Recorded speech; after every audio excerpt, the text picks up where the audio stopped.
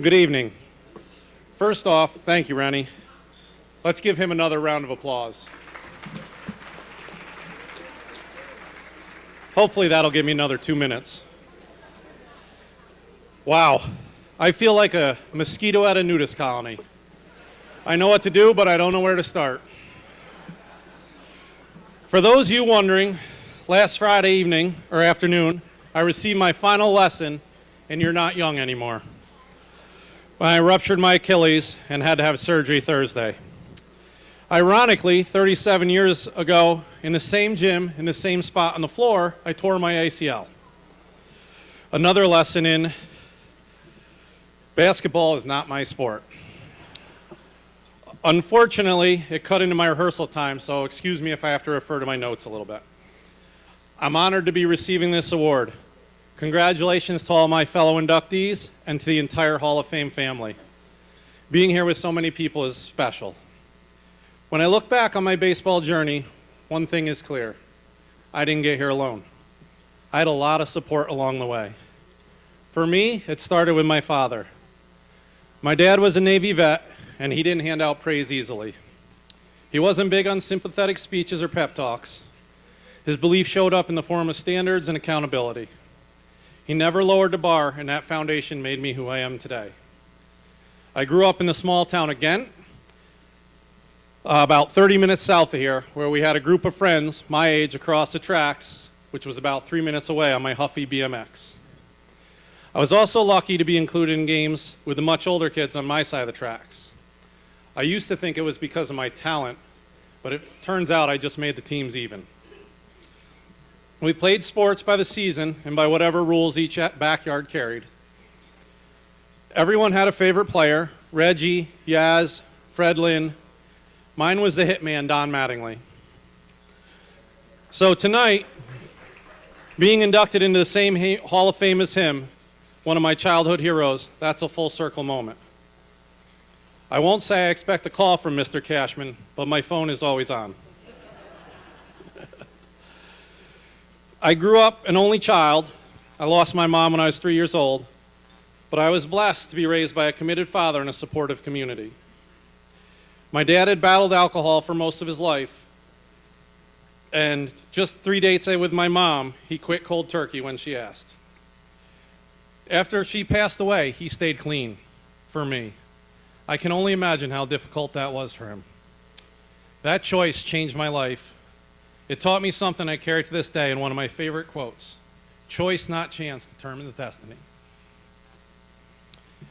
In the town of Ghent, we filled our days playing sports, fishing, and riding bikes, and Friday night lights meant street lights and a couple of extension cords. Basically, we exhausted ourselves and did it over the next day. My dad worked the swing shifts, so every other week, while he was working from 3 to 11, our front yard turned into Steltz Park. We ran extension cords and lights across the yard so we could play wiffle ball well into the night. Not quite the house that Ruth built, but the games had the same intensity and sometimes even ended up like Billy and Reggie or Pinella and Fisk. Up the street on my side of the tracks, at the Bryan's house, we had a full 6-team league. We picked AL and NL teams, posted standings, and even batted the same hand as our players.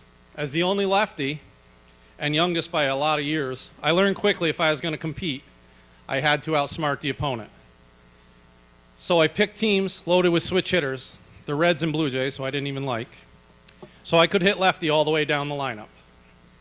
That might have been my first coaching move, but it didn't save me from finishing last in both leagues. Fast forward a few years, and I graduate college, and thanks to a teammate with a connection, we get an invite to a local tryout with the Pirates. They offered me a contract, $5,000. But because I was a recent grad with student loans and a beat-up car, I didn't have that kind of money to pay, so my career ended. I'm surprised they let me keep the t-shirt. That fall, I started teaching in my hometown. I thought I knew a lot about coaching. Turns out I didn't. Thankfully, there were low or no expectations. I had the freedom to make mistakes without a lot of pressure, and that gave me the opportunity to learn and grow. What I discovered was there was a world of information if I was willing to put in the time.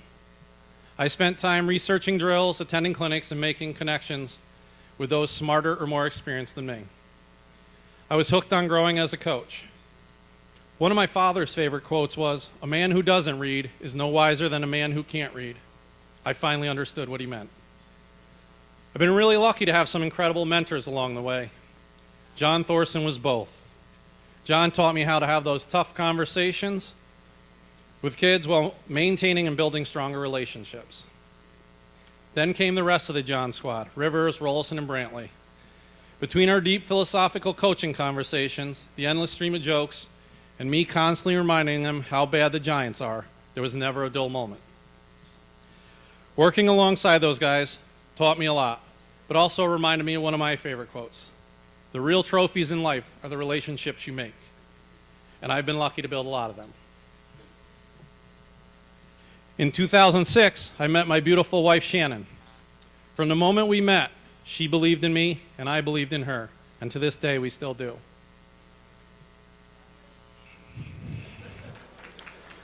She's louder at baseball games. I'm blessed to have her level of support and curiosity, even when she's trying to understand my coaching decisions 2 minutes after the game. In 2008, we had twin boys, Cooper and Braden. 2 weeks later, we're in our first state championship. We came up short, but it was another chance to learn and grow. Like the quote says, successful people see opportunity in every failure. 3 years later, we welcomed our daughter, Eleni, and our lineup was complete.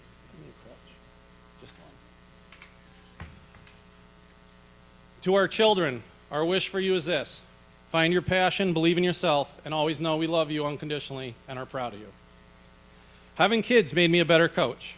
It reminded me that every player on the roster is someone else's whole world. I stopped chasing trophies and started building relationships. Ironically, once we made that shift, the championships started showing up too. The thought of relationships over championships and weddings over wins rings true in our program. We stopped focusing on swings and established standards. We stopped focusing on mechanics and built belief in better habits. Because at the end of the day, we're not just coaching baseball, we're coaching young men. We learn to live by principles, not feelings. I learned that humans change through study, habits, and stories. And since we couldn't always get our guys to study, I leaned to a lot of quotes and stories. Our team culture was built on details, discipline, and quotes or stories that occasionally made them roll their eyes, but years later, they remember them, and many can still recall them when they need to. Like my dad, I believed in our team, not with constant praise, but with high expectations and an unwavering standard. Our program standards to this day are selfless, relentless. We love adversity, we take ownership, and we are thankful. I'm proud to say that our teams will always take ownership, look to help, shake hands, and look you in the eye. The one season I'll always regret, 2020, the COVID year.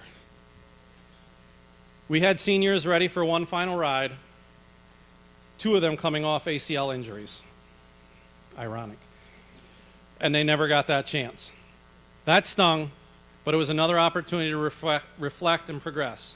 I spent many months studying, Zooming with coaches around the world, including KG, wherever he is, and thinking about how we could get better. When we came back, here comes Rennie, that's not good. I heard if you say his name, you can finish. Want me to wrap it up? Last thing I'll say, I'm trying, but I don't know. All right, I'll end it with this. To quote the great Lou Gehrig, today I consider myself the luckiest man on the face of the earth. Thank you, baseball. Thank you all. I'm going to go. Oh. All right. I got to get down.